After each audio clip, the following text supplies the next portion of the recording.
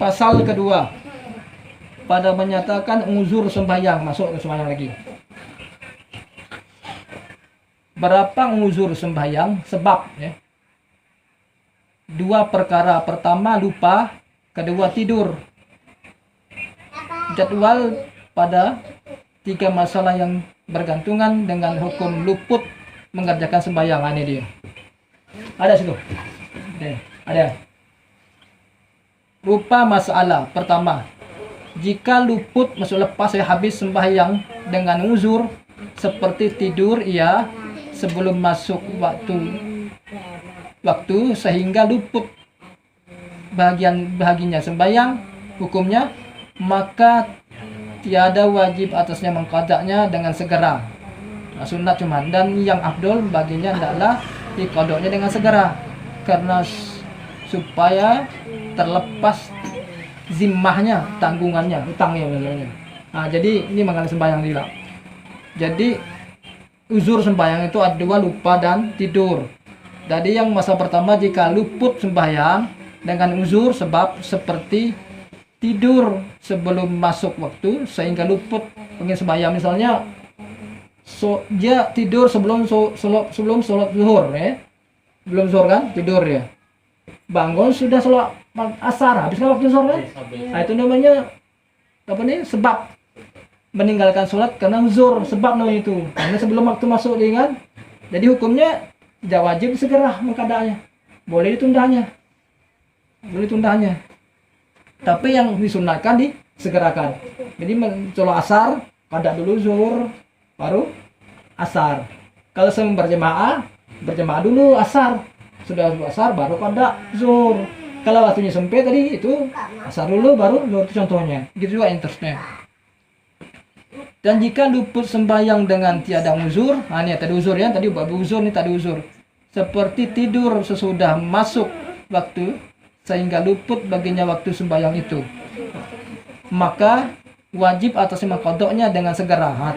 Dan wajib mendahulukan sembahyang qada yang luput dengan tiada uzur daripada sembahyang yang hadir, adaan maksudnya, yang tiada takut ia akan luputnya. Jadi ini tak ada uzur. Ini sembahyangnya kalau habis waktu tak ada uzur. Soalnya sembahyang dia tidur ya, azan zuhur ya, tidur dia. Tak ada juga ngantuk, dia langsung tidur azan ya. Masuk waktu kan zuhur kan? Kalau dia bangun habis waktunya, masuk asar. Maka itu namanya sembahyang dengan meninggalkan sembahyang dengan tadi uzur namanya itu. Maka hukumnya wajib segera mengqadanya tuh. Jadi ketika dia bangun tidur, ingat dia qadaan dulu cepat. Baru sembahyang asar. Kecuali luput misalnya tak ada waktunya, misalnya kalau dikerjakan ini habis asar, berarti asar dulu baru qada gitu dia.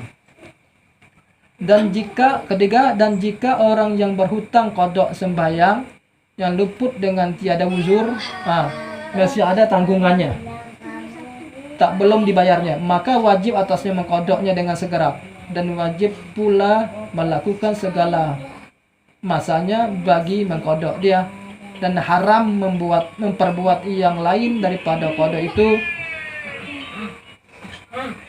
dan haram pada selain daripada qada itu, seperti sembahyang sunat atau tawaf atau barang yang sebagainya, dan berbuat fardu kifayah seperti sembahyang jenazah selama ada lagi atasnya qada,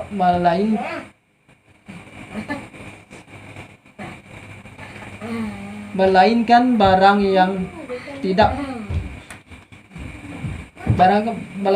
yang tak dapat tidak baginya, seperti umpamanya tidur dan qada hajat dan mencari nafkah dan belanja yang wajib atasnya. Jadi kalau masih ada tanggungan ini belum dikerjakan, tidak boleh soal sunat.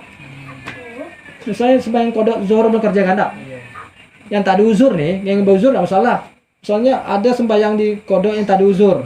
Yang tadi kan tidur sudah waktu, wajan zuhur tidur, bangun asar, habis kan zuhur kan, itu namanya tadi uzur. Belum juga dikerjakannya sembahyang asar dulu ya. Tak dikerjakan zuhur tadi, tidak yang sunat asar, tidak boleh. Cuma terawih masjid tak boleh, masalah dia di qada ini. Maka dibayar dulu segera. Baru boleh sembahyang sunat jenazah atau meninggal di rumah. kodok itu masih ada, belum bayar, boleh tenang saya ikut, haram. Kalau Syekh Ibnu Hajar mengatakannya sah sembahyangnya tapi haram. Makanya sembahyang kodok dulu, selesaikan utang dulu. Bagi juga yang masih balik kemarin meninggalkan sembahyang. Itu berapa tuh? Balik dulu kan? Utang sembahyang. Ada nih. Hitung-hitung tuh berapa kalkulatornya tuh. Cari waktu balik. Banyak, Mame. Berarti misalnya 7.000-an misalnya sholat. Itu bayar tuh. Itu sama tuh. Gimana bayar? Oleh karena ulama mengatakan payah membayarnya seluruh. Bisa nggak 7.000 dalam sehari bayar? Tak bisa kan? Maka dicicil macam itu. Macam beli motor cicil dulu kan? Sama itu, cicil. Jadi setiap hari sembahyang zuhur ada sudah baru tidak lagi. Padahal ingat yang kemarin siko. Minimal berapa mampu sehari? 10 ekor misalnya. Tak mampu minimal 1. Nanti asar gitu lagi, tegak lagi. Kalau ada ingat yang kemarin 1. Gitu terus. Ketika kita sebelum masuk tanda dulu baru masuk waktu. Tidak, sekarang sama itu. Sembahyang dulu baru kada bisa juga. Penting dibayar, diingatin. Pas terawih, balik terawih, kada bisa. Ingat itu. Tapi dikalkulatorkan dulu berapa kira-kira. Kira-kira 7.000 berapa nih kan waktu kada tuh. Satu bujangan. Yang karena malas kan, malas tuh kada uzur berarti. Tuh yang tadi uzur tuh harus cepat. Habis sudah berkeluarga bekerja. Tadi bilang tadi kecuali ada yang tidak dapat misalnya bekerja, makan. Boleh, tidak masalah. Berarti 9.000 lah, Meh. 9.000. Makanya waktu sangka itu waktu sholat. Sudah sholat lagi. Apabila kita meninggal belum sampai lunas, insya Allah ada ampunan rahmat Allah ampunannya. Karena kan sudah ada niat itu tadi. Itu hal wajib terus puasa gitu juga. Puasa kalau dari balik meninggalkan sampai kira-kira meninggal. Hitung-hitung. Harus ada juga tuh. Caranya macam mana? Caranya macam mana? Boleh kada? Boleh digabungkan sholat sunnah Kamis. Sunnah Kamis aja sunnah Kamis. Gabungkan dua niat satu kan? Satu puasa boleh.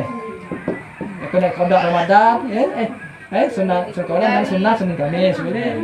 Puasa 6 tuh langsung bayar bisa tak Bang Meh? Dari puasa 6 habis lebaran tuh. Puasa 6 habis lebaran tuh langsung bayar bisa kan? Boleh gabung. Iya. Boleh gabung. Biasa gitu. Tuh ya, itu sudah. Biasa dah.